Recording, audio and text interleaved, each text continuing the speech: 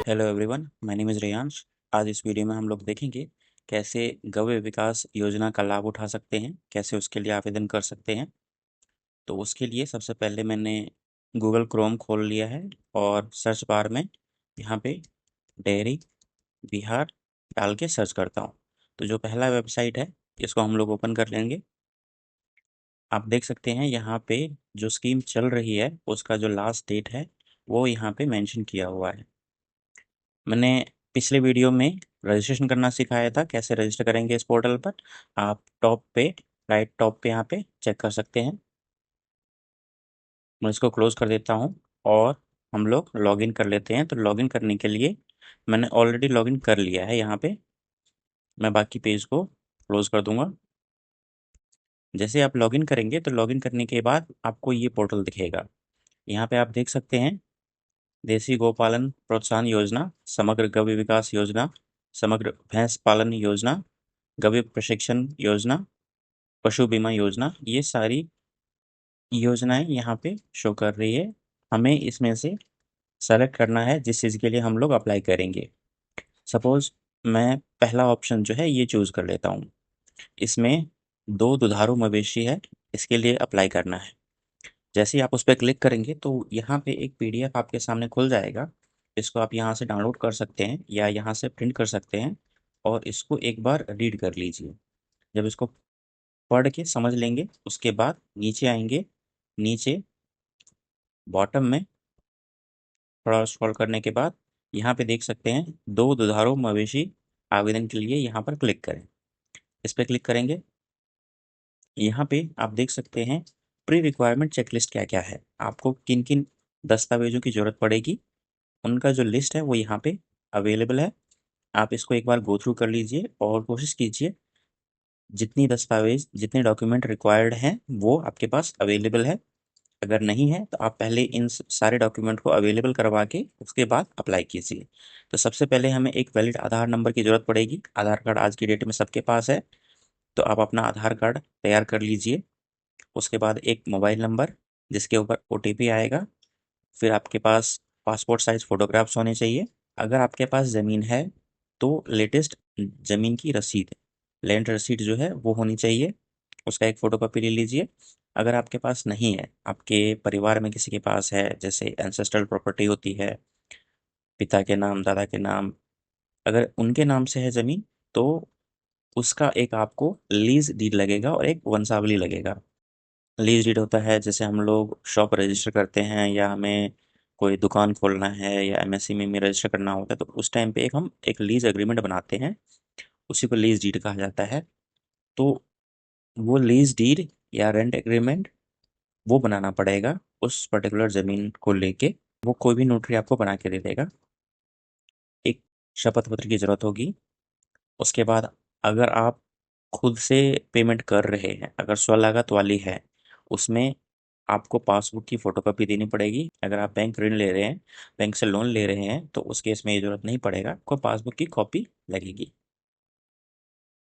उसके बाद नीचे आते हैं, यहाँ पे आपको 2-4 चीज़ें और चाहिए, जैसे dairy related department training certificate.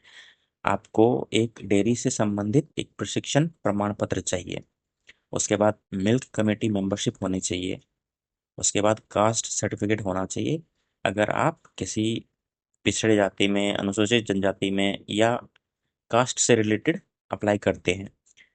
इसमें है क्या, जो सामान्य वर्ग के लोग हैं उनको 50% तक अनुदान है और जो पिछड़े वर्ग के हैं, अनुसूचित जनजाति के हैं, एससी एसटी ओबीसी कैटेगरी में आते हैं, उनके लिए 75% अनुदान है और बाकियों के लिए जो सामान्य कैटेगरी में आते हैं उनको 50% अनुदान है।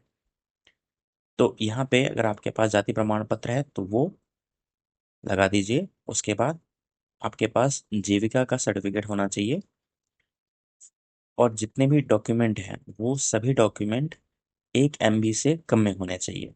उसके बाद जितने भी आपके पास कागज़ है, जितने भी डॉक्यूमेंट है, सबकी फ़ोटोकॉपी के ऊपर आपका एक सिग्नेचर होना चाहिए। ये जब आप अप्लाई करेंगे उससे पहले आपको ज़रूरत है, प्री रिक्वायरमेंट चेकलिस्ट।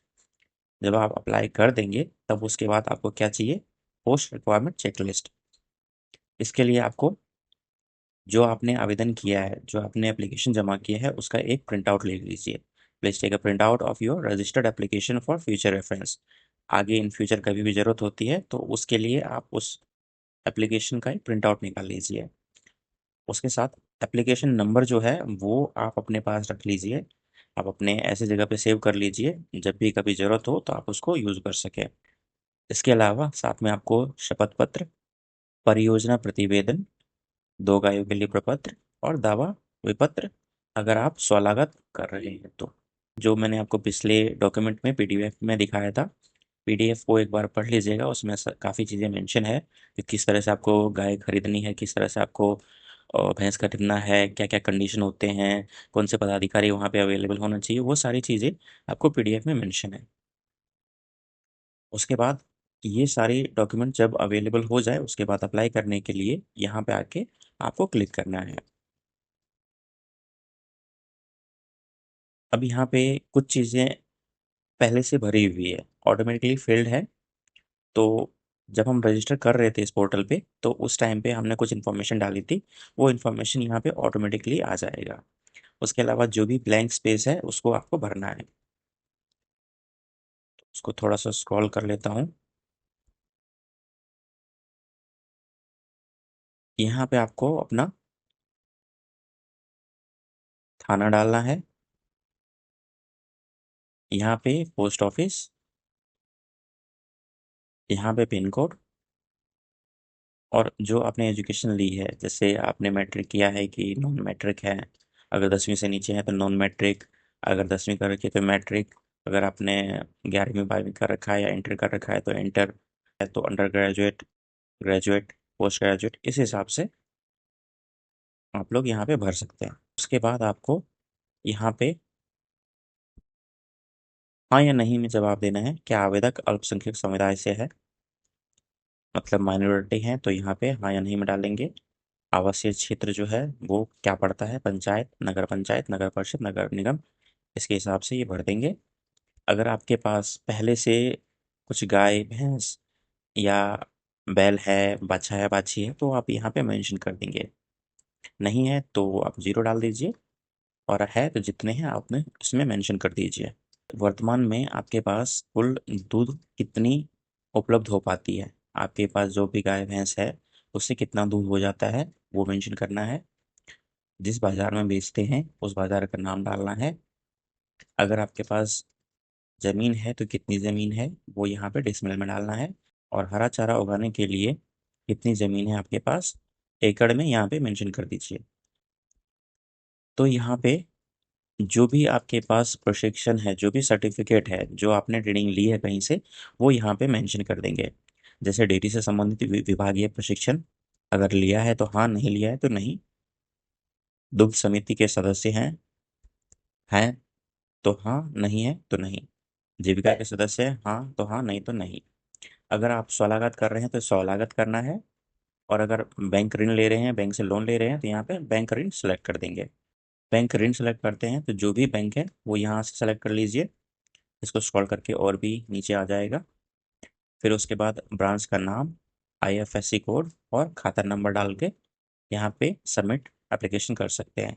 और अगर स्वलागत में है तो आप स्वलागत सेलेक्ट कर लीजिए। यहाँ पे स्वलागत में एक और कंडीशन है। पहले आप बैंक डिटेल भरेंगे, बैंक का नाम, ब्रांच का नाम, आईएफएससी कोड, खाता संख्या।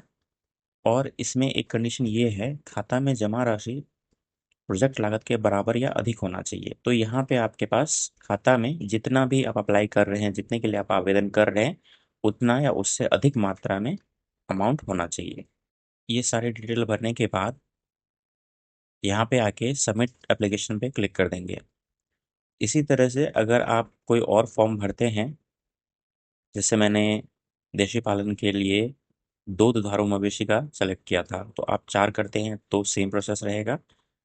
और अगर समग्र गव्य विकास योजना के लिए करते हैं या अदर किसी भी चीज़ के लिए करते हैं इनमें से, तो सिमिलर प्रोसेस रहेगा।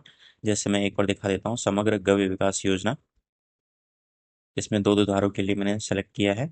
फिर से ये पीडीएफ आ गया है, आप देखेंगे इसमें सारी डिटेल्स अवेलेबल है। इसका एक प्रिंट आउट निकाल के इस पे डिटेल जितनी भी है वो एक बार पढ़ के समझ लीजिए अच्छे से। किस तरह की इंफॉर्मेशन यहाँ पे है वो एक बार चेक कर लीजिए। इससे आपको जब भी आप फॉर्म भरेंगे तो काफ़ी हेल्प मिलेगा। अब नीचे आते हैं, यहाँ पे अप्लाई कर देते हैं। दो दुधारू मवेशी आवेदन के लिए यहाँ क्लिक करें। यहाँ पे क्लिक करते हैं, सेम प्री रिक्वायरमेंट चेकलिस्ट, वही सारी डॉक्यूमेंट्स जो पहले मैंने बताई है, सेम डॉक्यूमेंट है। उसके बाद पोस्ट रिक्वायरमेंट चेकलिस्ट सेम ही है। फिर यहाँ पे नीचे आके इस पर अप्लाई कर देंगे। दो दुधारू मवेशी आवेदन के लिए यहाँ क्लिक करें। नीचे आके यहाँ पे सबमिट एप्लीकेशन कर देंगे।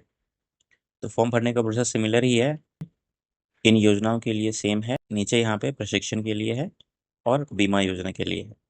इस वीडियो में इतना ही। अपने दोस्तों के साथ ज़रूर शेयर करें और सब्सक्राइब करना ना भूलें। Keep learning, keep sharing. Thank you.